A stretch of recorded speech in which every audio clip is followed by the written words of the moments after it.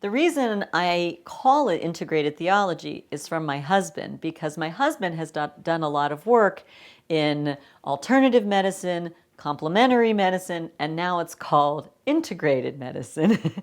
And the idea of integrated medicine is that you take a number of different medical modalities, doing them not necessarily at the same time, although sometimes that does happen, but that working in concert with one another and working together, they create a synergy of a kind of health. And likewise, I felt that you could look on the page and you could have a God who was much more a kind of rabbinic God, the way that, blessed are you, Adonai, our God, out there, right? As well as a God who you felt gave you a concept that gave you some kind of internal strength.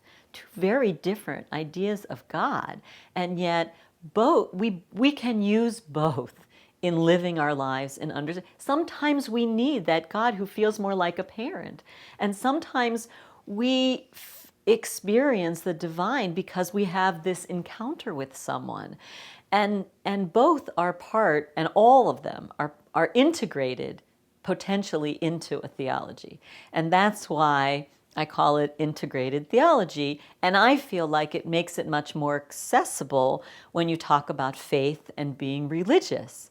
Because most people, the God they don't believe in is one God, that theistic kind of God.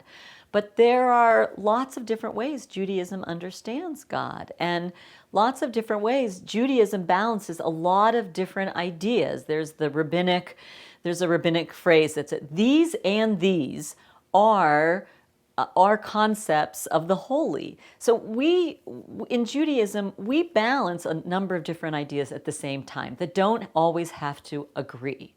But there can be either a dichotomy that happens, or there can be a balance, or there can be a synergy, all of that to create an understanding that we can have a relationship with the divine in a way that reflects who we are and the way we understand God. And I think integrated theology helps us do that.